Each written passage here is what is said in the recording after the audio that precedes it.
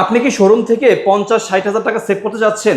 আপনার জন্য কিন্তু এই ডিলাক্সটা, এটা কিন্তু একেবারে নতুন একটা গাড়ি, 23-এর শেষের দিকে কিনা, অনটেস্ট অবস্থায় আছে, শোরুম ফাইল হাতে আছে, যে নিবে তার নামে প্রথম মালিক করা যাবে। অর্ণব ভাই, কি অবস্থা বলেন তো একটু ভাইয়া। এই গাড়িটা যার ছিল সে হচ্ছে একটা দোকানদার, কাপড়ের ব্যবসা আছে। উনি সকালে বাইকটা নিয়ে বের হইতো, দোকানে যাইতো।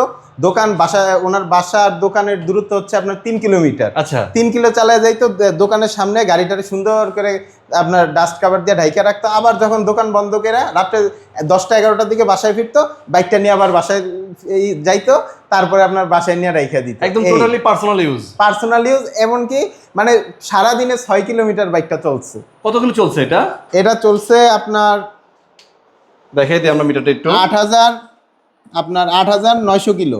আচ্ছা, 8,925 কিলোমিটার চলছে এটা। 925 কিলো দাম চলছে। রাখবেন কেমন এটার বলেন? এটার দাম ভাইয়া 2,30,000 টাকা। 2,30,000 টাকা। আপনারা চাইলে কিন্তু বাংলাদেশের যে কোনো জেলা থেকে বাইকটা নিতে পারবেন, একদম কিনে ফ্রেশ, অন্য শোরুম বাইক থেকে ফোন নাম্বার কিনা দেওয়া। আর এটা কিনা সেম কথা।